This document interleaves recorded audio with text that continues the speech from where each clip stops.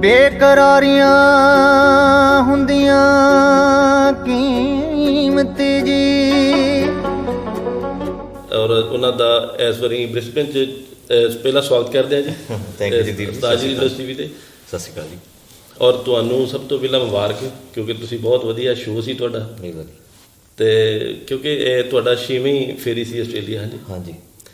ਸ਼ੁਰੂਆਤ, ਕਿਉਂਕਿ ਹਰ ਕੋਈ ਵੀ ਆਪਾਂ ਮੁਲਾਕਾਤ ਕਰਦੇ ਹਾਂ ਜੀ, ਉਹਦੀ ਰਸਮੀ ਜਿਹੜੀ ਸ਼ੁਰੂਆਤ ਆ ਉਹ ਪਿਛੋਕੜ 'ਤੇ ਜ਼ਰੂਰੀ ਆ ਕਿ ਅਸੀਂ ਪਿਛੋਕੜ ਜਾਣਨਾ ਚਾਹੁੰਦੇ ਹੁੰਦੇ ਹਾਂ, ਦਰਸ਼ਕ ਵੀ ਜਾਣਨਾ ਚਾਹੁੰਦੇ ਹੁੰਦੇ ਆ ਜੀ। ਤੁਸੀਂ ਦੱਸਿਆ ਵੀ ਇੰਟਰਵਿਊ 'ਚ ਆਪਣੇ ਬਾਰੇ ਸਾਰਾ ਕੁਝ, ਪਰ ਅਸੀਂ ਚਾਹੁੰਦੇ ਹਾਂ ਫਿਰ ਵੀ ਤੁਸੀਂ ਸਾਡੇ ਨਾਲ ਜ਼ਰੂਰ ਸਾਂਝ ਪਾਓ। ਹਾਂਜੀ, ਮੇਰਾ ਪੰਜਾਬ ਓਬਵੀਅਸਲੀ ਸਾਡਾ ਜਿਹੜਾ ਹਿੰਦੁਸਤਾਨੀ ਪੰਜਾਬ ਹੈ, ਉੱਥੇ ਦੁਆਬਾ ਰੀਜਨ ਹੈ ਜਿਹੜਾ, ਅਤੇ ਡਿਸਟ੍ਰਿਕਟ ਹੁਸ਼ਿਆਰਪੁਰ ਜੀ। ਪਿੰਡ ਬਜਰਾਵਰ, ਬਜਰੌਰ ਵੀ ਕਹਿੰਦੇ ਆ ਜੀ, ਕਹਿੰਦੇ ਬਜਰੌਰ ਹੀ ਹੈ, ਲਿਖਣ 'ਚ ਬਜਰਾਵਰ ਆ ਜਾਂਦਾ। ਅੱਛਾ। ਚੱਬੇਵਾਲ ਕਸਬਾ ਕਾਫੀ ਫੇਮਸ ਹੈ। ਸਤਵੇਂ ਪਾਤਸ਼ਾਹ ਸਾਹਿਬ ਸਤਿਗੁਰੂ ਸ਼੍ਰੀ ਗੁਰੂ ਹਰਿਰਾਏ ਸਾਹਿਬ ਜੀ ਦਾ ਇਤਿਹਾਸਕ ਗੁਰਦੁਆਰਾ ਸਾਡੇ ਪਿੰਡ ਦੀ ਜੂਚ ਹੈ ਜੀ। ਉੱਥੇ ਇਹ ਮੇਰਾ ਬਚਪਨ ਹੈ। ਖੇਤੀਬਾੜੀ ਦੇ ਪਰਿਵਾਰ ਨਾਲ ਤਾਲੁਕ ਹੈ ਮੇਰਾ, ਹੱਥੀਂ ਕਿਰਤ ਕੀਤੀ ਹੈ, ਇਸੇ ਕਰਕੇ ਮੇਰਿਆਂ ਅਫਸਾਨਿਆਂ ਦੇ ਵਿੱਚ ਇਹਨਾਂ ਚੀਜ਼ਾਂ ਦਾ ਜ਼ਿਕਰ ਆਉਂਦਾ, ਬਹੁਤੀਆਂ ਚਮੇਲੀ ਦਾ ਜਾਂ ਕੁਝ। ਸੋ ਜਿਹੜੀ ਐਜੂਕੇਸ਼ਨ ਹੈ ਐਜ਼ ਇਟ ਇਜ਼, ਜਿੱਦਾਂ ਪਿੰਡਾਂ 'ਚ ਸਕੂਲ ਹੁੰਦੀ ਹੈ, ਉਸ ਤੋਂ ਬਾਅਦ ਆਪਣਾ ਗ੍ਰੈਜੂਏਸ਼ਨ 'ਚ ਅਸੀਂ ਗਏ ਸੀ ਗਵਰਨਮੈਂਟ ਕਾਲਜ ਹੁਸ਼ਿਆਰਪੁਰ। ਠੀਕ ਹੈ ਜੀ। ਮੈਂ ਗ੍ਰੈਜੂਏਸ਼ਨ ਵਿਦ ਮਿਊਜ਼ਿਕ ਆਨਰਸ ਕੀਤੀ ਸੀ, ਅਤੇ ਡਿਊਰਿੰਗ ਜਿੱਦਾਂ 10th ਕਲਾਸ ਤੋਂ ਬਾਅਦ ਮੈਂ ਇੱਕ ਇੰਡੀਅਨ ਕਲਾਸੀਕਲ ਮਿਊਜ਼ਿਕ ਦਾ ਡਿਪਲੋਮਾ ਹੁੰਦਾ, ਸੰਗੀਤ ਵਿਸ਼ਾਰਦ ਕਹਿੰਦੇ ਉਹਨੂੰ, ਜਲੰਧਰ ਕੈਂਟ 'ਚ ਉਹਨਾਂ ਦੀ ਇੱਕ ਬ੍ਰਾਂਚ ਸੀਗੀ, ਵੈਸੇ ਚੰਡੀਗੜ੍ਹ ਬੇਸ ਹੈ ਉਹਨਾਂ ਦਾ, ਉੱਥੋਂ ਸ਼ੁਰੂ ਕੀਤਾ ਸੀ 5 ਸਾਲ, ਜੋ ਪੂਰਾ ਹੋਇਆ, ਨਾਲ ਗ੍ਰੈਜੂਏਸ਼ਨ ਪੂਰੀ ਹੋ ਗਈ। ਅਤੇ ਉਸ ਤੋਂ ਬਾਅਦ ਮੇਰੇ ਫਾਦਰ ਸਾਹਿਬ ਨੇ ਮੇਰੇ ਸ਼ੌਕ ਚਾਹ ਦੇਖ ਕੇ ਮੈਨੂੰ ਇਹ ਅਲਾਓ ਕੀਤਾ ਕਿ ਮੈਂ ਯੂਨੀਵਰਸਿਟੀ ਕੈਂਪਸ ਜਾਵਾਂ ਚੰਡੀਗੜ੍ਹ। ਅਤੇ ਫਾਦਰ ਸਾਹਿਬ ਤੁਹਾਡੀ ਕਿਹੜੀ ਲਾਈਨ? ਉਹ ਖੇਤੀਬਾੜੀ। ਹਾਂਜੀ ਹਾਂਜੀ। ਅੱਛਾ ਜੀ। ਹਾਂ, ਅਤੇ ਮੈਂ ਹਮੇਸ਼ਾ ਇਸ ਗੱਲ ਦਾ ਫਖਰ ਵੀ ਮਹਿਸੂਸ ਕਰਦਾ, ਖੁਸ਼ੀ ਵੀ, ਕਿ ਬਹੁਤ ਰੇਅਰ ਦੀ ਮਾਪੇ ਇਸ ਤਰ੍ਹਾਂ ਦੀ ਪਰਮਿਸ਼ਨ ਦਿੰਦੇ ਆ ਕਿ ਅੱਛਾ ਯਾਰ ਕਿ ਤੁਸੀਂ ਇਸ ਫੀਲਡ 'ਚ ਜਾਓ। ਹਾਂਜੀ। ਅਦਰਵਾਈਜ਼ ਹਾਂ। ਸੋ ਮੇਰੇ ਬ੍ਰਦਰ ਸੀ ਜਿਹੜੇ, ਉਹ ਲਿਟਰੇਚਰ 'ਚ ਹੀ ਸੀਗੇ, ਮੇਰੇ ਤੋਂ ਸੀਨੀਅਰ ਸੀਗੇ, ਮਾਸਟਰ ਕਰਦੇ ਸੀ ਲਿਟਰੇਚਰ 'ਚ ਗਵਰਨਮੈਂਟ ਕਾਲਜ ਤੋਂ। ਮੈਂ ਵੀ ਲਿਟਰੇਚਰ ਦਾ ਵੀ ਮੈਨੂੰ ਉਨਾ ਹੀ ਸ਼ੌਕ ਸੀ ਜਿੰਨਾ ਮਿਊਜ਼ਿਕ ਦਾ ਸੀ। ਸੋ ਮੈਂ ਮੇਰੀ ਐਡਮਿਸ਼ਨ ਆਲਮੋਸਟ ਹੋ ਗਈ ਸੀ government college Hoshiarpur, literature in Punjabi. But ਮੇਰੇ ਫਾਦਰ ਕਹਿੰਦੇ ਕਿ ਤੁਹਾਡਾ ਤਾਂ ਸ਼ੌਕ ਸੰਗੀਤ ਮਿਊਜ਼ਿਕ ਹੈ ਅਤੇ ਤੁਹਾਨੂੰ ਉਹ ਕਰਨਾ ਚਾਹੀਦਾ। ਮੈਂ ਕਿਹਾ ਜੀ ਉਹ ਤਾਂ ਯੂਨੀਵਰਸਿਟੀ ਕੈਂਪਸ 'ਚ ਹੀ ਹੈ ਮਾਸਟਰ, ਉਹਦਾ ਇੱਥੇ ਨਹੀਂ ਹੈਗਾ। ਕਹਿੰਦੇ ਫਿਰ ਕੋਈ ਨਹੀਂ। ਮੈਂ ਕਿਹਾ ਫਿਰ ਘਰ ਖੇਤੀਬਾੜੀ ਕੰਮ ਕੌਣ ਕਰੂਗਾ? ਕਹਿੰਦੇ ਨਹੀਂ, ਉਹ ਦੇਖ ਲਾਂਗੇ। ਸੋ ਮੈਨੂੰ ਅੱਜ ਵੀ ਯਾਦ ਆ ਜਦੋਂ ਮੈਨੂੰ ਹੋਸਟਲ ਛੱਡ ਕੇ ਆਏ ਸਮਾਨ ਬਣ ਕੇ, ਅਤੇ ਜੇ ਤੁਸੀਂ ਪੰਜਾਬ ਯੂਨੀਵਰਸਿਟੀ ਤੱਕ ਦੇਖਿਆ ਹੋਵੇ 2 ਨੰਬਰ ਹੋਸਟਲ ਨਾ, ਅਤੇ ਉੱਥੋਂ ਸੱਜੇ ਪਾਸੇ ਨਿਕਲ ਕੇ ਮੁੜੀਏ ਅਤੇ PGI ਵਾਲਾ ਗੇਟ ਹੈ, ਖੱਬੇ ਪਾਸੇ ਸਾਡਾ ਡਿਪਾਰਟਮੈਂਟ ਹੁੰਦਾ ਸੀ। ਅਤੇ ਮੈਨੂੰ ਪਹਿਲੀ ਵਾਰੀ ਮੇਰੇ ਫਾਦਰ ਛੱਡ ਕੇ ਜਾ ਰਹੇ ਅਤੇ ਮੇਰਾ ਮਨ ਜਿਹਾ ਭਰ ਆਇਆ। ਮੈਂ ਕਿਹਾ ਅੱਛਾ ਹੁਣ ਤੱਕ ਘਰੋਂ ਦੂਰ ਹੋ ਗਏ ਹਾਂ ਨਾ, ਹੁਣ ਪਤਾ ਨਹੀਂ ਹਫ਼ਤੇ ਬਾਅਦ ਜਾਂ ਮਹੀਨੇ ਬਾਅਦ ਜਾਇਆ ਕਰਾਂਗੇ। ਪਰ ਹੌਲੀ ਹੌਲੀ ਤੁਹਾਡਾ ਉੱਥੇ ਦਿਲ ਲੱਗਣ ਲੱਗ ਜਾਂਦਾ। ਫਿਰ ਤੁਸੀਂ ਇਹ ਵੀ ਕਹਿੰਦੇ ਆ ਕਿ ਹੁਣ ਜਾਂ ਮੁੜਨਾ ਨਹੀਂ, ਹਫ਼ਤਾ ਜਾਂ ਕਈ ਮਹੀਨੇ ਜਾਣਾ ਨਹੀਂ, ਹੈ ਨਾ। ਸੋ ਇੱਕ ਤੁਹਾਡਾ ਜਿਹੜਾ ਮੈਂ 2 ਸਾਲ ਦਾ ਤੁਸੀਂ ਅਕਸਰ ਜ਼ਿਕਰ ਕੀਤਾ ਕਿ +1 +2 ਦਾ ਸਕੂਲ ਦਾ, ਉਹ ਤੁਹਾਡਾ ਬੜਾ ਇੰਪੋਰਟੈਂਟ ਸੀ। It is. ਹਾਂਜੀ ਹਾਂ, ਉਹਦਾ ਮੈਂ ਪੁੱਛਣਾ ਚਾਹੁੰਦਾ ਕਿ ਉਹਦਾ ਵੱਡਾ ਕਾਰਨ ਕਿ ਉੱਥੇ ਕੋਈ ਯਾਦਾਂ ਜੁੜੀਆਂ ਜਾਂ ਉਹਦਾ? ਉਹ ਸਾਡੇ ਨਾਲ ਇੱਕ ਪਿੰਡ ਹੈ ਜੀ, ਪੱਟੀ ਉਹਨੂੰ ਕਹਿੰਦੇ। ਹਾਂਜੀ, ਅਤੇ ਇਹ ਬੋਂਡ, ਪੱਟੀ, ਝਗੜਾ, ਚੱਬੇਵਾਲ, ਬਜਰੌਰ, ਇਹ ਸਾਰੇ ਇਕੱਠਾ ਇੱਕ ਚੰਕ ਆ ਪਿੰਡ। ਠੀਕ ਹੈ। ਸੋ +1 +2 DAV ਸਕੂਲ ਹੈ ਉੱਥੇ। ਮੇਰੇ ਫਾਦਰ ਵੀ ਉੱਥੋਂ ਪੜ੍ਹੇ ਹੋਏ ਸੀ। ਅੱਛਾ ਜੀ। ਹਾਂਜੀ, ਅਤੇ ਉਹ ਇੱਕ ਬਹੁਤ ਹੀ ਕਾਮ ਜਿਹਾ ਏਰੀਆ ਹੈ, ਖੇਤਾਂ ਦੇ ਵਿੱਚ ਸਕੂਲ ਆ, ਅਤੇ ਸਾਰੇ ਆਲੇ ਦੁਆਲੇ ਪਿੰਡਾਂ 'ਚ ਉੱਥੇ ਬੱਚੇ ਪੜ੍ਹਨ ਆਉਂਦੇ ਸੀ। ਮੇਰੀ ਜ਼ਿੰਦਗੀ ਦੇ ਸਿਰਫ 2 ਹੀ ਸਾਲ ਸੀਗੇ। ਮਤਲਬ ਜਿਵੇਂ ਜਾਂ ਤੁਹਾਡੀ ਅਡੋਲਸੈਂਸ ਦੀ ਉਹ ਏਜ ਹੁੰਦੀ ਆ, ਜਾਂ ਇਹ ਸੀਗਾ ਕਿ ਮੇਰੇ ਤੋਂ ਮੈਥਮੈਟਿਕਸ ਦਾ ਬੋਝ ਲੈ ਗਿਆ ਸੀ 10th ਦਾ। ਹਾਂ, ਮੈਨੂੰ ਕਿਉਂਕਿ ਮੈਥ ਹਮੇਸ਼ਾ ਹੀ ਬੜਾ ਮੁਸ਼ਕਿਲ ਲੱਗਦਾ ਹੁੰਦਾ ਸੀ। ਉੱਥੇ ਜਾ ਕੇ ਮੈਂ ਸਭ ਤੋਂ ਪਹਿਲਾਂ ਇਹ ਕੀਤਾ ਕਿ ਅੱਛਾ ਇਹ ਨਹੀਂ ਹੋਣਾ ਚਾਹੀਦਾ, ਕਿਉਂਕਿ ਉਹਦੇ 'ਚ ਤੁਹਾਡੀ ਸਿਲੈਕਸ਼ਨ ਖੁਦ ਕਰ ਸਕਦੇ ਹੋ ਤੁਸੀਂ। ਜਦੋਂ +1 ਸ਼ੁਰੂ ਕਰਦੇ ਹਾਂ ਉਹਦੇ 'ਚ 5 ਸਬਜੈਕਟ ਹੋ ਜਾਂਦੇ ਤੁਹਾਡੇ, ਅਤੇ ਉਹ ਥੋੜ੍ਹਾ ਜਿਹਾ ਖੁੱਲ੍ਹ ਖੇਲ ਜਿਹੀ ਹੋ ਗਈ ਸੀ, ਓਪਨ ਹੋ ਗਿਆ ਜਿਵੇਂ ਇੱਕ ਕਿਸਮ ਦਾ ਤੁਹਾਨੂੰ। ਸੋ ਉਹ ਮੈਨੂੰ ਬੜੇ ਚੰਗੇ ਲੱਗੇ। ਤੁਹਾਨੂੰ ਮਿਊਜ਼ਿਕ ਦੇ ਵਿੱਚ ਇਹ ਵੀ ਮੈਨੂੰ ਪਤਾ ਲੱਗਾ ਕਿ ਤਾਇਆ ਜੀ ਨੇ ਪਹਿਲਾਂ ਹਾਰਮੋਨੀਅਮ ਦਿੱਤਾ ਸੀ।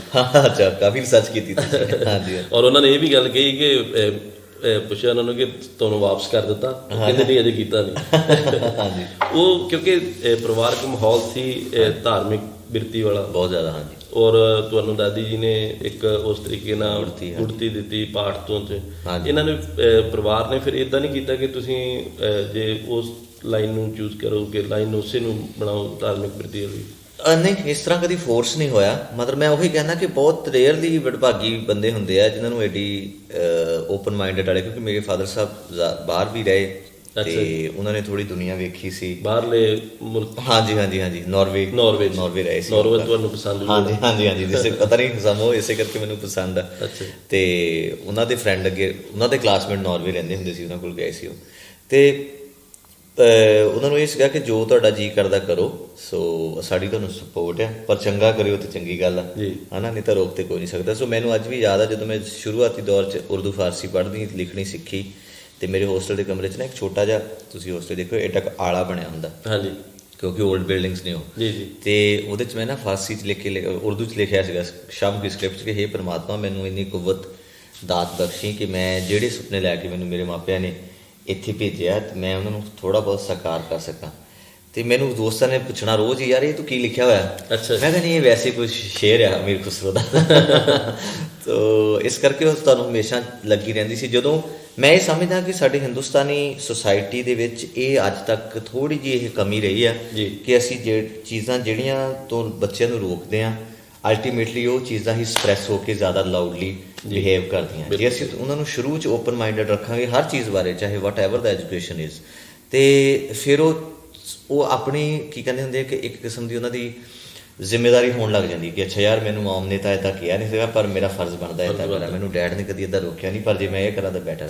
ਸੋ ਇਹ ਛੋਟੀਆਂ ਚੀਜ਼ਾਂ ਜਿਹੜੀਆਂ ਸਾਈਕੋਲੋਜੀਕਲੀ ਤੁਹਾਡਾ ਬਿਹੇਵੀਅਰ ਚੇਂਜ ਕਰਦੀਆਂ ਨੇ। ਸੋ ਇਸੇ ਕਰਕੇ ਮੈਨੂੰ ਲੱਗਦਾ ਉਹ ਲਗਨ ਦੇ ਸਦਕਾ ਹੀ ਮੈਂ ਕਦੀ ਕਹਿਣਾ ਨਹੀਂ ਚਾਹੀਦਾ ਇੱਦਾਂ ਨਹੀਂ ਸੀਗਾ ਕਿ ਅੱਛਾ ਦਾਰੂਬਾਜ਼ਾਂ ਦੇ ਵਿੱਚ ਬੈਠ ਕੇ ਤੁਸੀਂ ਰਾਤ ਕਿਤੇ ਚਲ ਗਏ ਜਾਂ ਹੈ ਨਾ ਸ਼ਰਾਬਾ ਪੀ ਰਹੇ ਹੋ ਜਾਂ ਡਿੱਗੇ ਹੋਏ ਜਾਂ ਕੁਛ। Always concentrate, always targeted kind of ਸੀਗਾ। ਇਸੇ ਕਰਕੇ ਮੈਂ ਲਾਇਬ੍ਰੇਰੀ 'ਚ ਬੈਠਣਾ, ਸੋ ਜ਼ਿਆਦਾ ਤੋਂ ਜ਼ਿਆਦਾ ਪੜ੍ਹਨਾ, ਜ਼ਿਆਦਾ ਤੋਂ ਜ਼ਿਆਦਾ ਕ੍ਰੀਏਟੀਵਿਟੀ ਕਰਨ ਦੀ ਕੋਸ਼ਿਸ਼ ਕਰਨੀ। ਹਾਲਾਂਕਿ ਭਾਵੇਂ ਕੁਛ ਨਾ ਵੀ ਹੋ ਰਿਹਾ ਹੋਵੇ ਤਾਂ ਵੀ ਲੱਗੇ ਰਹਿਣਾ ਸਿਰ ਸੁੱਟ ਕੇ।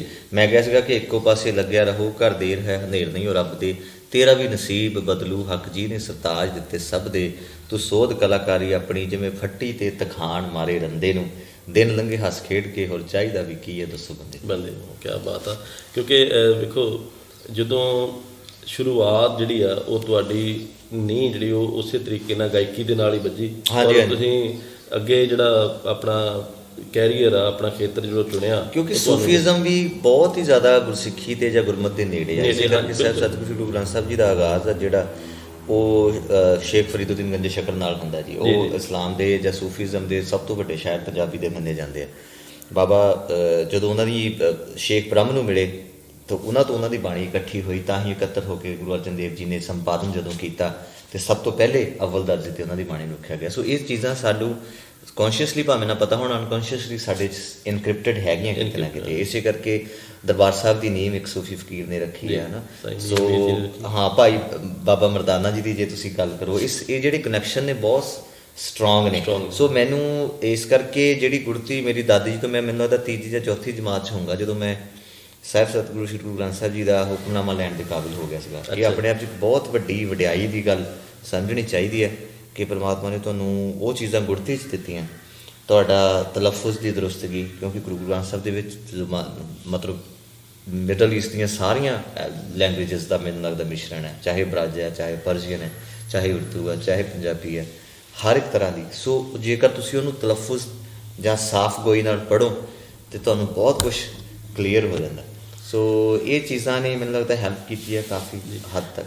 ਪਰ ਇੱਕ ਅਸੀਂ ਵੀ ਜਾਣਨਾ ਚਾਹੁੰਦੇ ਹਾਂ ਕਿ ਗਾਇਕੀ ਦਾ ਜਦੋਂ ਖੇਤਰ ਬਾਲ ਸਾਹਿਬ ਨੇ ਤੁਹਾਨੂੰ ਪਹਿਲੀ ਵਾਰੀ ਰੈਂਕ ਕੀਤੀ ਜੀ, ਤੁਹਾਡਾ ਕੈਰੀਅਰ ਬਾਹਰ ਸ਼ੁਰੂ ਹੋਇਆ, ਤੁਸੀਂ ਇੱਕ ਸਟੈਬਲਿਸ਼ ਤਰੀਕੇ ਨਾਲ ਜੀ, ਪਰ ਆਪਣੇ ਜਿਹੜਾ ਤੁਹਾਨੂੰ ਪਤਾ ਚੜ੍ਹਦਾ ਪੰਜਾਬ ਆ, ਇੱਥੇ ਉਹ ਸਰੋਤੇ ਨਹੀਂ ਕਿ ਆਪਾਂ ਸਾਡੇ ਉਹੋ ਜਿਹਾ ਕਲਚਰ ਨਹੀਂ ਡਿਵੈਲਪ ਕਰ ਸਕੇ। ਹਾਂਜੀ, ਕਿ ਸਟੇਜ ਦੇ ਉੱਤੇ ਬਹਿ ਕੇ ਸਾਰੇ ਸੁਣਨ ਜਾਂ ਕਰਨ। ਤੇ ਇਹ ਕਿੰਨੇ ਤੁਹਾਨੂੰ ਆਪਣੇ ਅੰਦਰੋਂ ਕੋਈ ਇਹ ਗੱਲ ਉੱਠੀ ਕਿ ਤੁਸੀਂ ਆਪ ਇਸ ਚੀਜ਼ ਨੂੰ ਕਿਸੇ ਨੇ ਸਲਾਹ ਦਿੱਤੀ ਕਿ ਨਹੀਂ ਆਪਾਂ ਇਹ ਲਾਈਨ, ਕਿਉਂਕਿ ਹੈ ਬਹੁਤ ਔਖਾ ਕੰਮ। ਹਾਂ, ਮੈਂ ਜਿਵੇਂ ਹੁਣ ਤੁਹਾਡਾ ਇਹ ਸਵਾਲ ਹੈ ਨਾ, ਹਰ ਦੋਸਤ ਦਾ ਹੀ ਸਵਾਲ ਹੁੰਦਾ ਸੀਗਾ ਕਿ ਮੈਨੂੰ ਵੀ ਨੇ ਮੱਤਾਂ ਦੇਵਦੇ, ਉਹ ਸਤਿੰਦਰਾ ਤੋਂ ਕਿਹੜੇ ਪਾਸੇ ਪੈ ਗਿਆ। ਸੂਫੀ ਤਾਂ ਨੇ ਪਹਿਲਾਂ ਹੀ ਫਕੀਰ ਕਾਨੂੰ ਇਹਨਾਂ ਦੇ ਦੁਆਰੇ ਜਾ ਕੇ ਬਹਿ ਗਿਆ। ਇਹ ਪੀਰ ਪੂਰ ਮੰਨ ਜਾਣਗੇ, ਤੂੰ ਕਬੀਰ ਅਤੇ ਲక్ష్ਮੀ ਮਨਾਉਣ ਦੇ, ਰੱਬ ਦਾ ਨਾ ਫੇਰ ਲੈ ਲਾਂਗੇ, ਪਹਿਲਾਂ ਪੈਸੇ ਜਮ੍ਹਾਂ ਖਾਤੇ 'ਚ ਕਰਾਉਣ, ਹੈ ਨਾ। ਸੋ ਉਹਨਾਂ ਨੂੰ ਵੀ ਲੱਗਦਾ ਯਾਰ ਸੋਹਣਾ ਵਧੀਆ ਭੰਗੜਾ ਪਾਉਂਦਾ ਸੀ, ਮੈਂ ਢੋਲ ਵਜਾਉਂਦਾ ਸੀ ਭੰਗੜੇ ਦਾ, ਮੈਂ ਕੋਚ ਵੀ ਸੀਗਾ, ਇੰਟਰਨੈਸ਼ਨਲੀ ਪਰਫਾਰਮ ਵੀ ਮੈਂ ਐਜ਼ ਭੰਗੜਾ ਪਲੇਅਰ ਹੀ ਕੀਤਾ। ਇਹ ਵੀ ਸਾਡੇ ਦਰਸ਼ਕਾਂ ਨੂੰ ਅੱਜ ਤੱਕ ਪਹਿਲੀ ਵਾਰੀ ਪਤਾ ਲੱਗਣਾ ਤੁਸੀਂ ਭੰਗੜਾ ਵੀ ਪਾਉਂਦੇ ਨੇ। ਹਾਂਜੀ ਯੂਨੀਵਰਸਿਟੀ ਲੈਵਲ ਤੇ ਵੀ, ਇੰਟਰਨੈਸ਼ਨਲ ਲੈਵਲ ਤੇ ਵੀ ਮੈਂ ਇੰਡੀਆ ਨੂੰ ਰਿਪਰੈਜ਼ੈਂਟ ਕੀਤਾ ਐਜ਼ ਬੈਸਟ ਡਾਂਸਰ ਸੀਗਾ ਜੀ ਮੈਂ ਦੁਬਈ ਇੰਟਰਨੈਸ਼ਨਲ ਫੈਸਟੀਵਲ 'ਚ। ਤੇ ਉਹਨਾਂ ਨੂੰ ਲੱਗਿਆ ਕਿ ਭੰਗੜਾ ਪਾਉਣ ਵਾਲਾ ਬੰਦਾ ਹਾਰਮੋਨੀਅਮ ਨਾਲ ਬੈਠ ਕੇ ਗਾਉਣ ਲੱਗ ਗਿਆ, ਇਹ ਬੜੀ ਔਕਵਰਡ ਚੀਜ਼ ਹੈ ਜੀ, ਜਾਂ ਤਾਂ ਪਿੱਛੋਂ ਹੀ ਤੁਸੀਂ ਉੱਦਾਂ ਹੀ ਆਏ ਹੋਵੋ ਨਾ। ਤੇ ਬਟ ਪਤਾ ਨਹੀਂ ਸਮਹਾਉ ਕੁਛ ਵਾਪਰਿਆ 2005-06 ਦੇ ਵਿੱਚ, ਜਦੋਂ ਮੇਰੀ ਦਸਤਾਰ ਦਾ ਅੰਦਾਜ਼ ਵੀ ਚੇਂਜ ਹੋ ਗਿਆ, ਸਾਦਾ ਹੋ ਗਿਆ। ਮਤਲਬ ਮੈਨੂੰ ਲੱਗਿਆ ਕਿ ਦਸਤਾਰ ਜਿਹੜੀ ਮੁਕੰਮਲ ਦਸਤਾਰ ਸਾਰੀ ਦੁਨੀਆ 'ਚ ਬੰਨੀ ਜਾਂਦੀ ਹੈ, ਉਹਦੇ ਨਜ਼ਦੀਕ ਹੋਣੀ ਚਾਹੀਦੀ ਹੈ ਤਾਂ ਕਿ ਸਾਰਿਆਂ ਨੂੰ ਇੱਕ ਮਿਕਤਾ ਲੱਗੇ ਇਹਦੇ ਵਿੱਚ। ਸੋ ਹੌਲੀ ਹੌਲੀ ਉਹ ਚੀਜ਼ਾਂ ਅੰਦਰ ਤੁਹਾਡੇ ਬਦਲਣੀਆਂ ਸ਼ੁਰੂ ਹੋਈਆਂ, ਥੋੜ੍ਹਾ ਤਹੰਮੁਲ ਆਉਣਾ ਸ਼ੁਰੂ ਹੋ ਗਿਆ, ਤੁਹਾਡਾ ਸੂਫੀਜ਼ਮ ਨਾਲ ਹੋਰ ਨੇੜਤਾ ਹੋਣ ਲੱਗ ਗਈ, ਵੱਡਿਆਂ ਸ਼ਾਇਰਾਂ ਨੂੰ ਪੜ੍ਹ ਕੇ ਉਹਨਾਂ ਵਰਗਾ ਲਿਖਣ ਗਾਉਣਾ ਦੀ ਕੋਸ਼ਿਸ਼ ਕਰਨੀ ਸ਼ੁਰੂ ਕਰਤੀ। ਸੋ ਇਹ ਸਾਰੀਆਂ ਚੀਜ਼ਾਂ ਇਤਫਾਕ ਕਿਹਾ ਜਾ ਸਕਦਾ, ਇੱਦਾਂ ਨਹੀਂ ਹੈ ਕਿ ਕੋਈ ਪਲੈਨਡ ਚੀਜ਼ ਸੀ ਕਿ ਅੱਛਾ ਯਾਰ ਨਹੀਂ ਇੱਦਾਂ ਕਰਦੇ ਆ ਜ਼ਿਆਦਾ ਚੱਲੂਗਾ। ਇਹ ਤਾਂ ਬਿਲਕੁਲ ਨਹੀਂ ਸੀ ਚੱਲਣ ਵਾਲੀ ਗੱਲ। ਜਿਸ ਏਰੀਆ ਜਾਂ ਜਿਸ ਐਰਾ ਦੇ ਵਿੱਚ ਮੈਂ ਸ਼ੁਰੂ ਕੀਤਾ ਸੀਗਾ, ਤੇ ਇੱਕ ਕਿਸਮ ਦਾ ਕਮਰਸ਼ੀਅਲ ਸੁਸਾਈਡ ਮੰਨਿਆ ਜਾ ਸਕਦਾ ਸੀ। ਬਟ ਈਵਨ ਦੈਨ ਮੈਂ ਇਹ ਸੀਗਾ, ਮੇਰੀ ਜ਼ਿੰਦਗੀ ਦਾ ਏਮ ਬੇਸਿਕਲੀ ਸੀਗਾ ਕਿ ਮੈਂ ਡਾਕਟਰੇਟ ਕਰਨੀ ਆ ਤੇ ਮੈਂ ਪ੍ਰੋਫੈਸਰ ਬਣਨਾ। ਹਾਂ, ਸੋ ਉਹ ਮੇਰੀ ਖੁਆਇਸ਼ ਆਲਮੋਸਟ ਪੂਰੀ ਹੋ ਗਈ ਸੀ। ਮੈਂ ਯੂਨੀਵਰਸਿਟੀ ਕੈਂਪਸ 'ਚ ਹੀ ਪੜ੍ਹਾਉਣ ਲੱਗ ਗਿਆ ਸੀ ਮਾਸਟਰਸ ਨੂੰ, ਤੇ ਡਾਕਟਰੇਟ ਚੱਲ ਰਹੀ ਸੀ ਨਾਲੋਂ ਨਾਲ। ਤੇ ਬਾਕੀ ਸਾਰਾ ਕੁਝ ਜੋ ਵੀ ਹੋਇਆ ਉਹ ਵਡਿਆਈਆਂ ਹੀ ਨੇ। ਉਹ ਰੂੰਘੇ ਪੰਜਾਬੀ 'ਚ ਇੱਕ ਬਹੁਤ ਠੇਠ ਲਫ਼ਜ਼ ਹੈ, ਜਦੋਂ ਦੁਕਾਨ 'ਚ ਜਾਂਦੇ ਆ ਨਾ ਤੁਸੀਂ ਕੋਈ ਸਮਾਨ ਲੈਣ, ਤੇ ਦੁਕਾਨਦਾਰ ਕਈ ਵਾਰੀ ਤੁਹਾਨੂੰ ਇੱਕ ਨਾਲ ਟੌਫੀ ਦੇ ਦਿੰਦਾ ਰੂੰਘੇ 'ਚ ਐਕਸਟਰਾ, ਤੇ ਇਹ ਤਾਂ ਉਸ ਤਰ੍ਹਾਂ ਮਿਲੀ ਹੋਈ ਚੀਜ਼ ਹੈ। ਇਸ ਕਰਕੇ ਮੈਂ ਹਮੇਸ਼ਾ ਇਹਨੂੰ ਬਖਸ਼ਿਸ਼ ਨਾਲ ਆਈ ਹੋਈ ਚੀਜ਼ ਹੀ ਸਮਝਦਾ। ਨਹੀਂ, ਤੁਸੀਂ ਹੁਣ ਤੁਹਾਡੀ ਗਾਇਕੀ ਦੇ ਵਿੱਚ ਵੀ ਜਿਹੜੇ ਬਹੁਤ ਵੱਖਰੇ ਫਾਰਸੀ ਦੇ ਜਾਂ ਉਰਦੂ ਦੇ ਸ਼ਬਦ ਤੁਸੀਂ ਇਸਤੇਮਾਲ ਕਰਦੇ ਹੋ, ਤੁਸੀਂ ਇਸ ਵਾਰੀ ਜਿਹੜਾ ਸ਼ੋਅ ਦੇ ਵਿੱਚ ਵੀ ਨਾਲ ਲੋਕਾਂ ਨੂੰ ਐਕਸਪਲੇਨ ਵੀ ਕੀਤਾ ਇਹਦਾ ਅਰਥ।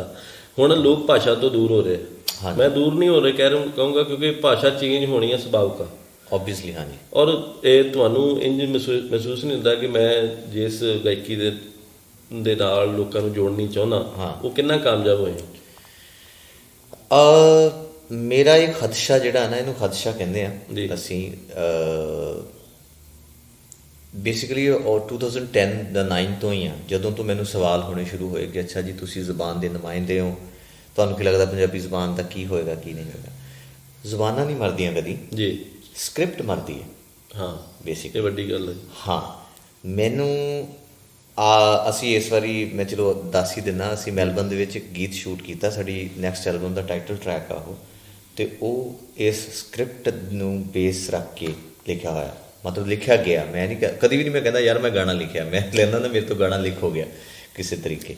ਸੋ ਕਿਉਂਕਿ ਉਹ ਜਿਹੜਾ ਖਦਸ਼ਾ ਹੈ, ਤੁਸੀਂ ਅੱਜ ਵੀ ਆਸਟ੍ਰੇਲੀਆ ਬੈਠੇ ਹੋ ਬ੍ਰਿਸਬੇਨ, ਪਿਛਲੀ ਵਾਰੀ ਜਦੋਂ ਅਸੀਂ ਆਏ ਸੀਗੇ ਅਤੇ ਮੇਰੇ ਖਿਆਲ ਕੋਈ ਵੋਟਿੰਗ ਹੋ ਰਹੀ ਸੀਗੀ, ਅਸੀਂ ਇੱਥੇ ਇਸ ਲੈਂਗੁਏਜ ਨੂੰ ਹੈ ਨਾ, ਮੇਰੇ ਖਿਆਲ ਨੈਸ਼ਨਲ ਲੈਵਲ 'ਤੇ ਕੋਈ ਨਾ ਕੋਈ ਰੈਪੂਟੇਸ਼ਨ ਮਿਲੇ। ਹੁਣ ਵੀ ਇਲੈਕਸ਼ਨ ਹੈ ਨਾ? ਹਾਂ, ਪਿਛਲੀ ਵਾਰੀ ਮੈਂ ਵੀ ਇਲੈਕਸ਼ਨ ਉਹਦੇ 'ਚ ਵੋਟਿੰਗ ਕੀਤੀ ਸੀਗੀ। ਅੱਛਾ ਜੀ। ਪਰ ਤੁਸੀਂ ਹੁਣ ਦੁਬਾਰਾ ਸਰਵੇ ਕਰਿਓ, ਬੀਇੰਗ ਅ ਲਿਟਰੇਚਰ ਪਰਸਨ, ਕਿ ਕਿੰਨੇ ਕੁ ਲੋਕ ਨੇ ਇੱਥੇ ਜਿਨ੍ਹਾਂ ਨੂੰ ਗੁਰਮੁਖੀ ਪੰਜਾਬੀ ਲਿਖਣੀ ਅਤੇ ਪੜ੍ਹਨੀ ਆਉਂਦੀ ਹੈ। ਖਤਰਾ ਬੇਸਿਕਲੀ ਸਾਨੂੰ ਲਿਖਣ ਅਤੇ ਪੜ੍ਹਨ 'ਚ ਆਉਣਾ, ਬੋਲਣ 'ਚ ਕਦੀ ਨਹੀਂ ਆ ਸਕਦਾ, ਕਿਉਂਕਿ ਬੋਲਣ ਦੇ ਲਈ ਤੁਸੀਂ ਤਮਾਮ ਉਮਰ ਤੁਹਾਡੇ ਬੱਚਿਆਂ ਨੇ, ਤੁਹਾਡੇ ਦਾਦਿਆਂ ਨਾਨਿਆਂ ਤੋਂ ਸਿੱਖੀਆਂ ਨੇ, ਤੁਸੀਂ ਵੀ ਸਿੱਖਿਆ ਨੇ, ਅੱਗੇ ਚੱਲੀ ਜਾਣੀ ਆ। ਬਾਕੀ ਸੰਗੀਤ ਇਹਦੇ 'ਚ ਬਣ ਰਿਹਾ, ਫਿਲਮਸ ਇਹਦੇ 'ਚ ਬਣ ਰਹੀਆਂ ਨੇ, ਜ਼ਾਹਿਰ ਜੀ ਗੱਲ ਹੈ ਤੁਸੀਂ ਅੰਡਰਸਟੈਂਡ ਤਾਂ ਕਰ ਹੀ ਜਾਓਗੇ, ਹੈ ਨਾ। ਥੋੜ੍ਹਾ ਜਿਹਾ ਜਿੱਦਾਂ ਤੁਸੀਂ ਕਿਹਾ ਇਨਫਲੂਐਂਸ, ਜ਼ਾਹਿਰ ਜੀ ਗੱਲ ਹੈ ਆਉਂਦਾ ਹੀ ਆ। ਜਿਹਨਾਂ ਮੁਲਕਾਂ 'ਚ ਤੁਸੀਂ ਰਹਿੰਦੇ ਹੋ ਉਹਦੇ ਅਡੋਪਟ ਹੋਣਗੇ ਕੁਛ ਨਾ ਕੁਛ ਵਰਡ। ਜਦੋਂ ਫਾਰਸੀ ਲੋਕ ਹਮਲਾ ਕਰਕੇ ਹਿੰਦੁਸਤਾਨ 'ਚ ਆਏ ਅਤੇ ਪੰਜਾਬ ਦੀਆਂ ਫਰਦਾਂ ਅੱਜ ਤੱਕ ਜ਼ਮੀਨ ਦੀਆਂ ਫਾਰਸੀ ਜ਼ੁਬਾਨ 'ਚ ਨੇ। ਵੀ ਉਰਦੂ 'ਚ ਲਿਖੀ। ਹਾਂ, ਵਸੀਕਾ ਨਵੀਸੀ, ਫਰਦਾਂ, ਜੋ ਵੀ ਅਲਮਬਰਦਾਰੀਆਂ, ਜਿੰਨਾ ਵੀ ਦੇਖੋ ਇਹ ਸਾਰਾ ਇੰਪਰੈਸ਼ਨ ਪਰਸ਼ੀਅਨ ਲੈਂਗੁਏਜ ਦਾ ਹੈ। ਅਤੇ ਹੁਣ ਇੰਗਲਿਸ਼ ਦਾ ਹੋਏਗਾ ਜਦੋਂ ਬ੍ਰਿਟਿਸ਼ ਇੱਥੇ ਆਏ ਆ। ਤਾਂ ਹੀ ਜਦੋਂ ਮੈਂ ਤੁਹਾਨੂੰ ਕਿਹਾ ਕਿ ਸਾਡੇ ਪਿੰਡ ਦਾ ਨਾਮ ਵੈਸੇ ਬਜਰੌਰ ਆ, ਹੁਣ ਬਜਰੌਰ ਉਹਨਾਂ ਨੂੰ ਲਿਖਣਾ ਨਹੀਂ ਸੀ ਆਉਂਦਾ, ਉਹਨਾਂ ਨੇ ਲਿਖਿਆ BAJRAWAR, ਬਜਰਾਵਰ, ਉਹ ਇੱਦਾਂ ਕਹਿੰਦੇ ਹੋਣੇ ਆ, ਪਰ ਅਸੀਂ ਜਦੋਂ ਉਹਨੂੰ ਪੜ੍ਹਿਆ ਬਜਰਾਵਰ ਪੜ੍ਹਨ ਲੱਗ ਗਏ। ਸੋ ਇਹ ਨਿੱਕੇ ਨਿੱਕੇ ਜਿਹੜੀਆਂ ਚੇਂਜਸ ਨੇ, ਇਹ ਜ਼ਾਹਿਰ ਜੀ ਗੱਲ ਆਉਣੀਆਂ, ਤੁਸੀਂ ਇਹਨੂੰ ਰੋਕ ਨਹੀਂ ਸਕਦੇ। ਪਰ ਬਹੁਤ ਚੰਗਾ ਹੋਏਗਾ ਜੇਕਰ ਅਸੀਂ ਜਿਹੜੀ ਸਾਨੂੰ ਸਕ੍ਰਿਪਟ ਮਿਲਣੀ ਬੜੀ ਵੱਡੀ ਗੱਲ ਆ। ਤੁਸੀਂ ਦੇਖੋ ਸਾਡੇ ਨਾਲ ਦੇ ਸੂਬੇ ਕਿਹੜੇ ਨੇ? ਪੰਜਾਬ, ਹਿਮਾਚਲ, ਕਸ਼ਮੀਰ, ਹਰਿਆਣਾ, ਰਾਜਸਥਾਨ ਜੀ, ਸਾਰੇ। ਸਾਡੇ ਤੋਂ ਇਲਾਵਾ ਕਿਹੜਾ ਬੰਦਾ ਜਿਹਦੇ ਕੋਲ ਆਪਣੀ ਸਕ੍ਰਿਪਟ ਹੈ? ਹਾਂ, ਬਿਲਕੁਲ ਸਹੀ। ਇਹ ਬਹੁਤ ਵੱਡੀ ਗੱਲ ਤੁਸੀਂ ਕਹੀ ਹੈ, ਕਿਉਂਕਿ ਹਰ ਇੱਕ ਨੂੰ ਮੈਂ ਇਹ ਦੱਸਣਾ ਵੀ ਚਾਹੁੰਦਾ ਕਿ ਸਾਨੂੰ ਸਾਰਿਆਂ ਨੂੰ ਇਹ ਗੱਲ ਦੀ ਚਿੰਤਾ ਹੁੰਦੀ ਹੈ। ਤੁਸੀਂ ਦੁਨੀਆ ਦੇ ਉਹ ਕਮਿਊਨਿਟੀ ਦੇਖੋ ਜਿਹੜੀਆਂ ਸਟਰੋਂਗ ਨੇ। ਕਿਉਂ? ਚਾਈਨੀਜ਼ ਜੀ, ਠੀਕ ਹੈ, ਆਪਣੀ ਸਕ੍ਰਿਪਟ ਉਹਨਾਂ ਦੀ ਹਾਲ ਤੱਕ ਯੂਜ਼ ਕਰਦੇ ਆ ਜੀ। ਹਿੰਦੁਸਤਾਨ ਦੇ ਵਿੱਚ ਆਪਣੇ ਮਰਾਠੀ, ਉਸ ਤੋਂ ਬਾਅਦ ਗੁਜਰਾਤੀ, ਠੀਕ ਹੈ ਜੀ, ਜਾਂ ਸਾਊਥ 'ਚ ਜਿਨ੍ਹਾਂ ਲੋਕਾਂ ਦੇ ਕੋਲ ਜਿਨ੍ਹਾਂ ਕੋਲ ਨੇ ਜ਼ੁਬਾਨਾਂ ਉਹੀ ਕਰਦੇ ਨੇ ਰਾਜ, ਤਾਂ ਹੀ ਗੀਤ ਲਿਖੇ ਜਾਣੇ, ਤਾਂ ਹੀ ਗਾਊ ਸਰਤਾਜ, ਕਿਤੇ ਗੁੰਮ ਹੀ ਨਾ ਜਾਵੇ ਪਹਿਚਾਣ ਦੋਸਤੋ, ਮਾਤ ਬੋਲੀ ਨੂੰ ਲੋੜੀਂਦਾ ਦੇਵੋ ਮਾਣ ਦੋਸਤੋ, ਛੇਤੀ ਸਾਂਭ ਲਓ ਨਾ ਛੱਡ ਜੇ ਪ੍ਰਾਣ ਦੋਸਤੋ, ਇਸ ਸਿਹਾਰੀਆਂ ਵਿਹਾਰੀਆਂ ਨੂੰ ਸਹੀ ਥਾਂ 'ਤੇ ਜੋੜ, ਤੈਨੂੰ ਆਖਦੇ ਅੱਖਰ ਸਾਨੂੰ ਸ਼ਬਦਾਂ ਦੀ ਲੋੜ, ਜਿਵੇਂ ਹਾਣ ਨੂੰ ਪਿਆਰਾ ਹੁੰਦਾ ਹਾਣ ਦੋਸਤੋ, ਮਾਤ ਬੋਲੀ।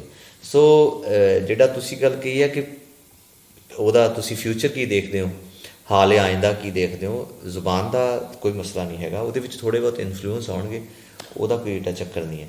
ਮੇਰੀ ਸ਼ਾਇਰੀ ਦੇ ਵਿੱਚ ਜੇਕਰ ਪਰਸ਼ੀਅਨ ਇਨਫਲੂਐਂਸ ਆ ਉਹ ਇਸ ਕਰਕੇ ਹੈ ਕਿਉਂਕਿ ਮੈਂ ਫਾਰਸੀ ਜ਼ੁਬਾਨ ਪੜ੍ਹੀ ਹੈ, ਉਹਦੇ 'ਚ ਡਿਪਲੋਮਾ ਕੀਤਾ, ਸਰਟੀਫਿਕੇਟ ਕੋਰਸ ਕੀਤਾ, ਮੇਰਾ ਗੋਲਡ ਮੈਡਲ ਹੈ। ਮੈਂ ਬੜੇ ਫਖਰ ਨਾਲ ਦੱਸਦਾ ਹਮੇਸ਼ਾ ਇਹ ਗੱਲ, ਮੈਨੂੰ ਸਭ ਤੋਂ ਵੱਧ ਖੁਸ਼ੀ ਮੈਨੂੰ ਲੱਗਦਾ ਇਸੇ ਚੀਜ਼ ਦੀ ਹੈ। ਫਾਰਸੀ ਆਪਣੀ ਰਾਜ ਭਾਸ਼ਾ ਵੀ ਰਹੀ ਹੈ, ਮਹਾਰਾਜਾ ਰਣਜੀਤ ਸਿੰਘ ਦੀ ਦਰਬਾਰੀ ਜ਼ੁਬਾਨ ਸੀ। ਹਾਂ, ਤੁਸੀਂ ਅੱਜ ਵੀ ਉਹਨਾਂ ਦਾ ਜੇਕਰ ਉਹਨਾਂ ਦੇ ਦਰਬਾਰ ਦੀਆਂ ਕੋਈ ਵੀ ਰੋਜ਼ਨਾਮਚੇ ਕੱਢਣੇ ਹੋਣ, ਜਿਹੜੇ ਕਿ ਫਕੀਰ ਅਜ਼ੀਜ਼ੁਦੀਨ ਉਹਨਾਂ ਦੀ ਫੈਮਿਲੀ ਕੋ ਅੱਜ ਵੀ ਹੈਗੀਆਂ ਲਾਹੌਰ, ਅਸੀਂ ਜਦੋਂ ਦ ਬਲੈਕ ਪ੍ਰਿੰਸ ਦਾ ਸਰਵੇ ਕਰਦੇ ਸੀ ਜਾਂ ਹਿਸਟੋਰੀਕਲ ਰਿਸਰਚ ਕੀਤੀ ਉਦੋਂ ਪਤਾ ਲੱਗਿਆ, ਅਤੇ ਉਹ ਸਾਰੀਆਂ ਉਸੇ ਜ਼ੁਬਾਨ 'ਚ ਨੇ। ਜ਼ਫਰਨਾਮਾ ਜਦੋਂ ਸਾਹਿਬ ਕਮਾਲ ਨੇ ਲਿਖਿਆ ਅਤੇ ਉਹ ਜ਼ੁਬਾਨੇ ਫਾਰਸੀ 'ਚ ਲਿਖਿਆ, ਭਾਈ ਨੰਦ ਲਾਲ ਗੋਇਆ ਜੀ ਦੀਆਂ ਗਜ਼ਲਾਂ ਜਿਹੜੀਆਂ ਫਾਰਸੀ 'ਚ ਨੇ। ਸੋ ਸਾਡਾ ਬਹੁਤ ਨਜ਼ਦੀਕੀ ਰਿਸ਼ਤਾ ਹੈ ਇਸ ਜ਼ੁਬਾਨ ਦੇ ਨਾਲ, ਇਸ ਕਰਕੇ ਮੇਰੇ ਇੱਕ ਪਰਸਨਲ ਕੋਸ਼ਿਸ਼ ਵੀ ਸੀਗੀ ਕਿ ਜਿਹੜੀ ਪੰਜਾਬੀਅਤ ਮੁਕੰਮਲ ਸੀ ਉਸ ਵੇਲੇ ਜਦੋਂ ਮਹਾਰਾਜਾ ਰਣਜੀਤ ਸਿੰਘ ਦਾ ਰਾਜ ਸੀ, ਮਤਲਬ ਅਫਗਾਨਿਸਤਾਨ ਤੋਂ ਕਸ਼ਮੀਰ ਤੱਕ, ਅਤੇ ਉਹ ਪੰਜਾਬ ਨੂੰ ਅੱਜ ਵੀ ਜੇਕਰ ਮੱਦੇਨਜ਼ਰ ਰੱਖੀਏ, ਜੇਕਰ ਹੁਣ ਤੁਸੀਂ ਵੰਡ ਹੋ ਗਈ ਆ, ਹੁਣ ਤੇ 2.5 ਦਰਿਆ ਰਹਿ ਗਏ ਨੇ, ਫਿਰ ਤੇ ਸਾਨੂੰ ਪੰਜਾਬ ਕਹਿਣਾ ਨਹੀਂ ਚਾਹੀਦਾ ਇਹਨੂੰ, ਹੈ ਨਾ, ਫਿਰ ਤੇ ਦੁਆਬ ਕਹਿਣਾ ਚਾਹੀਦਾ। ਸੋ ਇਸ ਕਰਕੇ ਜੇਕਰ ਅਸੀਂ ਪੰਜਾਬ ਕਹਿੰਦੇ ਹਾਂ ਅਤੇ ਮੁਕੰਮਲ ਜਿਹੜੇ ਲੋਕ ਪੰਜਾਬੀ ਬੋਲਦੇ ਨੇ, ਅਸੀਂ ਸਾਰਿਆਂ ਦੀ ਗੱਲ ਕਰੀਏ। ਔਰ ਪਸੰਦੀਦਾ ਤੁਹਾਡਾ ਸ਼ਾਇਰ, ਮੈਂ ਉਹਦੀ ਵੀ ਪੁੱਛਣਾ ਚਾਹੁੰਦਾ। ਬਹੁਤ ਨੇ ਸ਼ਾਇਰ ਤਾਂ ਮੈਂ ਬਹੁਤ ਸਾਰੇ ਪੜ੍ਹੇ ਨੇ, ਖਾਸ ਤੌਰ 'ਤੇ ਪੰਜਾਬੀ ਦੇ, ਉਰਦੂ ਫਾਰਸੀ ਦੇ ਵੀ ਪੜ੍ਹੇ ਨੇ, ਤਾਂ ਹੀ ਮੇਰੇ ਮੋਟਰਸਾਈਕਲ ਦਾ ਨਾਮ ਫਿਰਦੌਸੀ ਹੁੰਦਾ ਸੀ ਜਾਮੇ ਦਾ ਜੀ, ਅਤੇ ਕਿਉਂਕਿ ਫਿਰਦੌਸੀ ਇੱਕ ਫਾਰਸੀ ਦਾ ਸ਼ਾਇਰ ਹੈ ਜਿਨ੍ਹਾਂ ਨੇ ਸ਼ਾਹਨਾਮਾ ਲਿਖਿਆ ਰੁਸਤਮ ਅਤੇ ਸੁਹਰਾਬ ਦਾ, ਦੁਨੀਆ 'ਚ ਬਹੁਤ ਮਕਬੂਲ ਹੈ ਉਹ। ਉਸ ਤੋਂ ਇਲਾਵਾ ਸੂਫੀ ਸ਼ਾਇਰ ਜਿੰਨੇ ਵੀ ਹੋਏ ਆ, ਜਿਨ੍ਹਾਂ ਤੋਂ ਤੁਸੀਂ ਮੁਤਾਸਿਰ ਹੋਏ ਆ, ਮੈਂ ਕਵਿਤਾ ਲਿਖੀ ਸੀ ਸਾਰਿਆਂ ਦੇ ਬਾਰੇ, ਕਾਫੀ ਲੰਬੀ ਆ ਉਹ, ਅਤੇ ਬਾਬੂ ਰਾਜਵਲੀ ਹਾਲਾਂਕਿ ਕਵੀਸ਼ਰ ਹੋਏ ਨੇ ਮੋਗੀ ਦੇ ਵਸਾਉਕੇ ਦੇ, ਉਹ ਮੈਨੂੰ ਬੜੇ ਚੰਗੇ ਲੱਗਦੇ, ਉਹਨਾਂ ਦੀ ਸਾਦਗੀ ਮੈਨੂੰ ਬਹੁਤ ਟੁੰਬਦੀ ਮੋਹਦੀ ਹੈ। ਬਟਾਲਵੀ ਸਾਹਿਬ ਦੀਆਂ ਤਸ਼ਬੀਹਾਂ, ਉਹਨਾਂ ਨੇ ਜ਼ੁਬਾਨ ਨੂੰ ਏਡੇ ਨਵੇਂ ਅਲਫਾਜ਼ ਦਿੱਤੇ, ਅਤੇ ਮਤਲਬ ਕਿ ਜਿਵੇਂ ਨਹੀਂ ਹੁੰਦਾ ਕਿਸੇ ਸੋਹਣੀ ਕੁੜੀ ਦੇ ਤੁਸੀਂ ਹੋਰ ਗਹਿਣੇ ਪਾ ਦਿੰਦੇ ਹੋ ਅਤੇ ਹੋਰ ਸੋਹਣੀ ਹੋ ਜਾਂਦੀ ਹੈ, ਬਟਾਲਵੀ ਸਾਹਿਬ ਨੇ ਉਹ ਕੰਮ ਕੀਤਾ ਪੰਜਾਬੀ ਜ਼ੁਬਾਨ ਦੇ। ਪਰ ਤੁਸੀਂ ਜਾਮੇ ਦੀ ਗੱਲ ਕੀਤੀ, ਹਾਂਜੀ, ਬੜੇ ਜੱਦੋ-ਜਹਿਦ ਨਾਲ ਉਹਨੂੰ ਖਰੀਦਿਆ। ਹਾਂਜੀ ਹਾਂਜੀ। ਅਤੇ ਫਿਰ ਉਹ ਤੁਸੀਂ ਦੱਸਿਆ ਕਿ ਕੀ ਹੋਇਆ ਉਹਦੇ ਨਾਲ, ਉਹ ਵੀ ਅਸੀਂ ਪੁੱਛਣਾ ਚਾਹੁੰਦੇ ਹਾਂ ਕਿ ਜਾਮੇ ਨਾਲ ਫਿਰ। ਹਾਂ, ਮੈਨੂੰ ਅੱਜ ਵੀ ਯਾਦ ਆ, ਸਾਡੇ ਇੱਕ ਦੋਸਤ ਹੈ, ਹੁਣ ਉਹ DAV ਕਾਲਜ ਚੰਡੀਗੜ੍ਹ ਪੜ੍ਹਾਉਂਦੇ ਆ, ਮਨਦੀਪ, ਅਤੇ ਮੈਂ ਉਦੋਂ ਹੋਸਟਲ ਛੱਡਿਆ ਸੀਗਾ, ਅਤੇ ਬਾਹਰ ਰਹਿੰਦੇ ਸੀ ਸੈਕਟਰ 38, ਯੂਨੀਵਰਸਿਟੀ 'ਚੋਂ PhD ਹੋ ਗਈ ਸੀ, ਉਹ ਕਹਿੰਦੇ ਹੁਣ ਹੋਸਟਲ ਖਾਲੀ ਕਰੋ, ਅਤੇ ਉਹ 37 ਰਹਿੰਦੇ ਸੀ। ਅਸੀਂ ਰੋਜ਼ ਸ਼ਾਮ ਨੂੰ ਉੱਥੇ ਜਾਣਾ, ਰੋਟੀ ਪਾਣੀ ਖਾਣਾ, ਅਤੇ ਉਹ ਕਹਿੰਦੇ, ਅਤੇ ਮੈਂ ਸਕੂਟਰ ਹੁੰਦਾ ਸੀ ਉਸ ਤੋਂ ਪਹਿਲਾਂ, ਅਤੇ ਜਿੱਥੇ ਅਸੀਂ 15 ਸੈਕਟਰ ਠੀਕ ਕਰਾਉਂਦੇ ਸੀ, ਉਹ ਮੁੰਡਾ ਵੀ ਕਹਿੰਦਾ ਯਾਰ ਇਹਦਾ ਸਕੂਟਰ ਰੋਜ਼ ਹੀ ਖਰਾਬ ਹੋ ਰਹਿੰਦਾ, ਉਹ ਕਹਿੰਦਾ ਯਾਰ ਇੱਕ ਯਾਮਾ ਮਿਲਦਾ, ਹੈ ਨਾ, ਗੋਆ ਦਾ ਨੰਬਰ ਆ, 1998 ਮਾਡਲ ਸੀ ਸ਼ਾਇਦ ਉਹ, ਅਤੇ ਕਹਿੰਦਾ ਲੈਣਾ। ਮੈਂ ਕਿਹਾ ਯਾਰ ਅੱਛਾ, ਮੋਟਰਸਾਈਕਲ ਤਾਂ ਔਖਾ ਮੁਸ਼ਕਿਲ ਹੈ। ਮੈਂ ਕੀ ਰੇਟ ਆ, ਉਹ ਪਤਾ ਨਹੀਂ ਕੀ ਉਹਨੇ ਦੱਸਿਆ, ਪਤਾ ਨਹੀਂ 8000 ਜਾਂ 10000। ਮੈਂ ਕਿਹਾ ਯਾਰ ਇੰਨੇ ਪੈਸੇ ਤਾਂ ਨਹੀਂ ਮੇਰੇ ਕੋਲ, ਤੇ 2500 ਰੁਪਈਆ ਆਇਆ। ਉਹ ਮੈਨੂੰ ਦੇਖ ਕੇ ਕਹਿੰਦਾ ਮੈਂ ਗੱਲ ਕਰਦਾ ਫਿਰ ਵੀ, ਕੈਨ ਯੂ ਇਮੇਜਿਨ ਕਿ ਉਹਨੇ ਗੱਲ ਕੀਤੀ, ਉਹ ਪਤਾ ਨਹੀਂ ਬੰਦੇ ਨੇ ਸੁੱਟਣਾ ਹੀ ਸੀਗਾ, ਉਹਨੇ ਸਾਨੂੰ ਦੇ ਦਿੱਤਾ। ਸੋ ਕੀ ਕਹਿੰਦੇ ਉਹਨੇ 1000 ਰੁਪਇਆ ਮੇਰੇ ਕੋਲ, 1000 ਦੋਸਤ ਕੋਲ। ਇਹ ਜਿਹੜੇ ਉਸ ਵੇਲੇ ਦੀਆਂ ਗੱਲਾਂ, ਜਦੋਂ ਮੈਂ ਸਰੀ 'ਚ ਪਹਿਲੀ ਵਾਰੀ ਜਾਮਾ ਗਾਇਆ ਕਿ ਵਿਦਿਆਰਥੀ ਜੀਵਨ ਦੀ ਆਰਥਿਕ ਮੰਦਹਾਲੀ ਦਾ ਵਰਣਨ ਜਦੋਂ ਕੀਤਾ ਸੀਗਾ। ਸੋ ਪਰ ਉਹ ਚੀਜ਼ਾਂ ਤੁਹਾਡੇ ਨਾਲ ਰਹਿਣੀਆਂ ਚਾਹੀਦੀਆਂ ਨੇ, ਤਾਂ ਹੀ ਤੁਸੀਂ ਗਰਾਊਂਡਡ ਰਹਿੰਦੇ ਆ। ਜਦੋਂ ਢੋਲ ਪਾੜ ਜਾਵੇ ਉਦੋਂ ਡੱਗਾ ਵੀ ਨਹੀਂ ਰਹਿੰਦਾ, ਜਿਹੜਾ ਪਿੱਛਾ ਭੁੱਲ ਜਾਵੇ ਉਹਦਾ ਅੱਗਾ ਵੀ ਨਹੀਂ ਰਹਿੰਦਾ।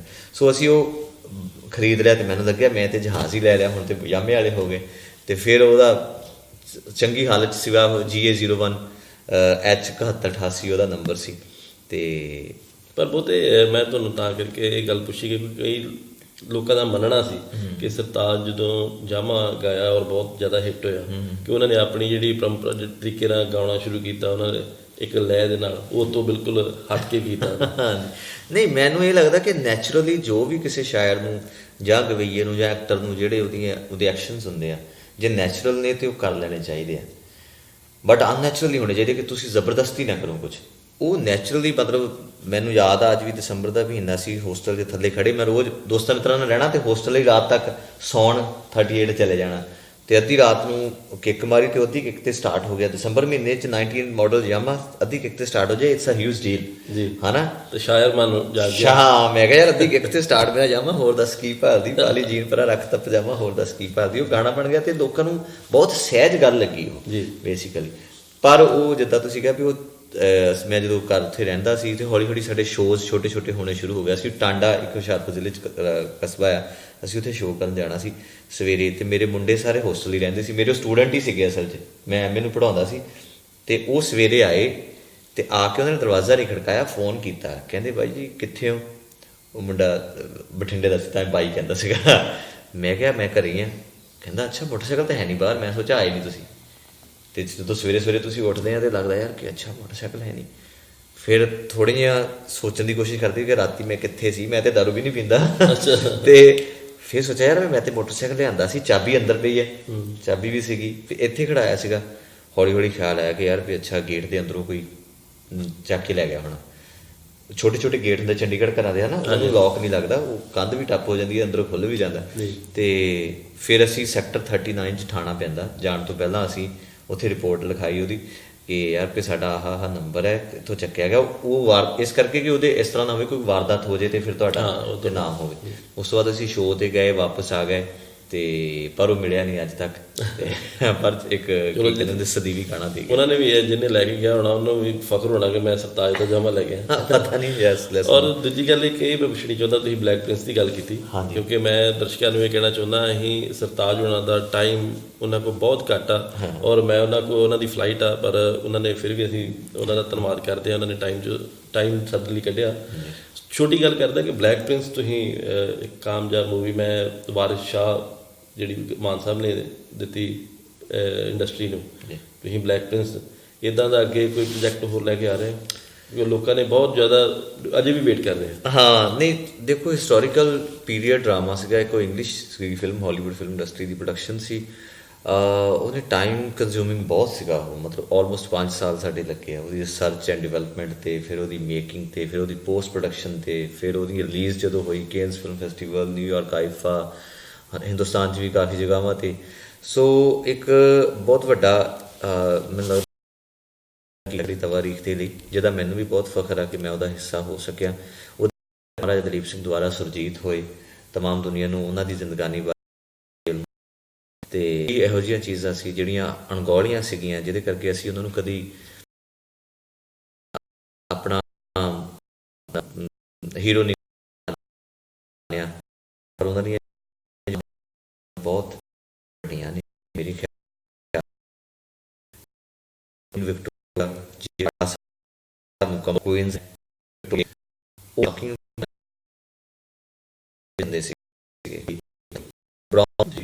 ਦੇ ਉਹਨਾਂ ਨੇ ਉਹ ਕੀਤਾ ਔਰ ਬਾਵਜੂਦ ਇਸ ਦੇ ਉਹਨਾਂ ਨੇ ਹਿੰਦੁਸਤਾਨ ਪੰਜਾਬ ਵਾਪਸ ਕੀਤੀਆਂ। ਹਮੇਸ਼ਾ ਲਈ ਰਹਿਣ ਲੱਗ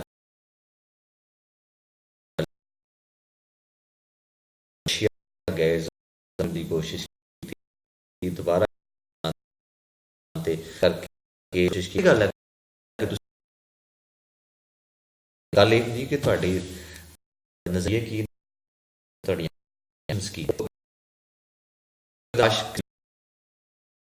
ਕੀ ਵੀ ਨਾ ਸਮਝਦੇ ਉਹ ਪੈਰਿਸ ਦਾ ਅੱਖਾਂ ਵੀ ਨਹੀਂ ਤਾਂ ਹੀ ਉਹ ਕਿ ਕਿਸਮਤ ਤੋਂ ਬੜੇ ਹੋਏ ਹਾਂ ਤੋਂ ਵੀ ਬੇਜ਼ਾਰ ਹੋਏ ਮੇਰੇ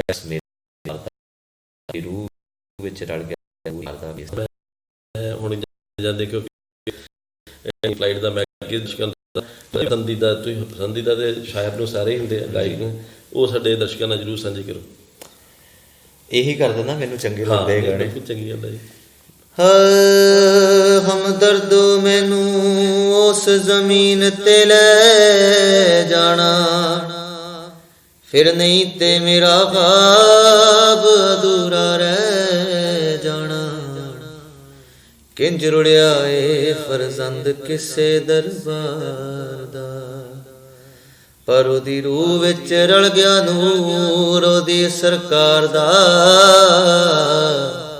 ਮੈਨੂੰ ਦਰਦਾਂ ਵਾਲਾ ਦੇ ਸਵਾਜ਼ਾਂ ਕਿਆ ਬਾਤ ਹੈ ਜੀ। ਦਿਲ ਨਹੀਂ ਕਰਦਾ ਕਿ ਤੁਸੀਂ ਬੰਦ ਕਰੋ, Thank you. ਪਰ ਸਮਾਂ ਇਜਾਜ਼ਤ ਨਹੀਂ ਦੇ ਰਿਹਾ। ਔਰ ਦੋਸਤੋ, ਮੈਂ ਕਿਉਂਕਿ ਪਹਿਲਾਂ ਵੀ ਸ਼ੁਰੂਆਤ 'ਚ ਵੀ ਇਹ ਦੱਸਿਆ ਕਿ ਮੈਂ ਕੋਸ਼ਿਸ਼ ਕੀਤੀ ਕਿ ਭੂਮਿਕਾ ਦੇ ਵਿੱਚ ਸ਼ਬਦਾਂ ਨੂੰ ਵਧੀਆ ਇਸਤੇਮਾਲ ਕਰਕੇ ਤੁਹਾਡੀ ਸ਼ਖਸੀਅਤ ਨੂੰ ਬਿਆਨ ਕਰ ਸਕਾਂ, ਪਰ ਉਹਨਾਂ ਨਹੀਂ ਕਰ ਸਕਿਆ ਕਿਉਂਕਿ ਤੁਸੀਂ ਆਪਣੇ ਆਪ ਦੇ ਵਿੱਚ ਹੀ ਪੂਰੀ ਮਿਸਾਲ ਹੋ, ਪੂਰੀ ਆਪਣੇ ਗਾਇਕੀ ਦੇ ਖੇਤਰ 'ਚ ਔਰ ਲਿਖਣ ਦੇ ਖੇਤਰ 'ਚ। ਦੇਖੋ, ਲਫ਼ਜ਼ ਜ਼ਰੂਰ ਮਾਇਨੇ ਜ਼ਰੂਰ ਰੱਖਦੇ ਆ, ਪਰ ਜਜ਼ਬਾ ਉਹਨਾਂ ਤੋਂ ਜ਼ਿਆਦਾ ਮਾਇਨੇ ਰੱਖਦਾ। ਤੁਹਾਡੇ ਅਹਿਸਾਸ ਉਹਨਾਂ ਨਾਲੋਂ ਵੱਡੇ ਨੇ। Thank you very much. ਜੋ ਵੀ ਤੁਸੀਂ ਕਿਹਾ ਉਹ ਸਾਡੇ ਨਾਲੋਂ ਵੱਡਾ ਹੀ ਹੈ। ਨਹੀਂ, ਥੈਂਕ ਯੂ ਜੀ, ਤੁਸੀਂ ਸਾਨੂੰ ਟਾਈਮ ਦਿੱਤਾ। ਇੰਨੇ ਕੀਮਤੀ ਤੁਹਾਡੇ ਰੁਝੇਵੇਂ ਨੇ।